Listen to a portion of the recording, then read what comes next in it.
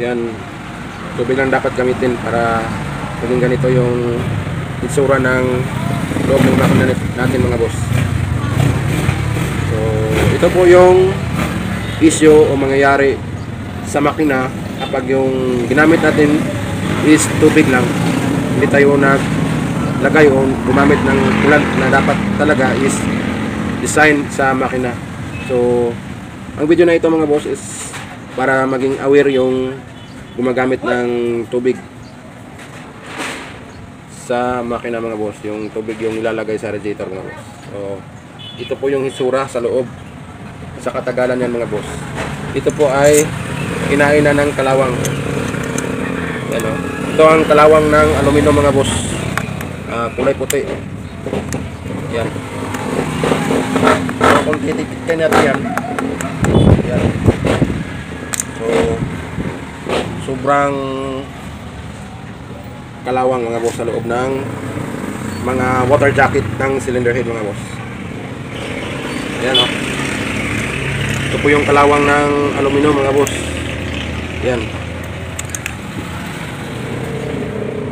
Okay, ito mga boss, oh. Grabe. So ayan mga boss, share ko lang sa inyo. Ganito po yung mangyayari, hindi man ngayon pero sa katagalan, bibigay at bibigay ang inyong makina dahil sa kalawang. Ito nag-overheat ito dahil lumusot na ito dito. Dahil nga kinalawang na siya dito, lumapit na siya sa talapatan ng seal ng cylinder head gasket para hindi sisingaw dito yung combustion. So dito sumingaw dahil nga sa kalawang. So ito mga boss, yan o, kalawang. Kalawang. Ito yung kalawang ng aluminum mga boss. Yan, puti-puti. So sana may nakuha kayong idea, lalong-lalo na sa mga nagtitipid dyan na gumagamit pa rin ng tubig.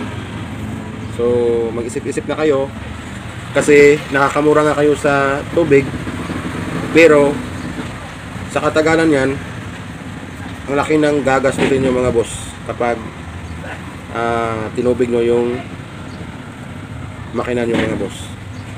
So yan lang, no? Share is caring.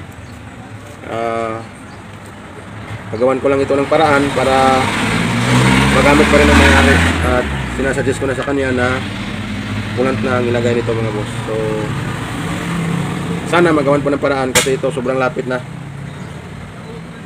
napakalapit na niya para lumusot dito sa kanyang water gallery kasi nga kalawang na. Ang kagandahan mga boss kapag coolant talaga yung nilagay sa makina is malinis yung kanyang tinatawag nito water gallery mga boss. Wala siyang sign na anumang kalawang mga boss. So ito na ngayon mga boss, nakabit na namin yung makina.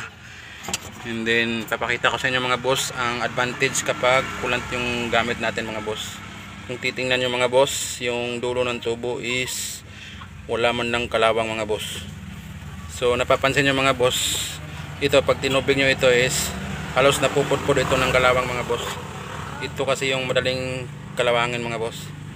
So kung titingnan nyo yung housing ng thermostat, ayan, walang naninikit na kalawang mga boss.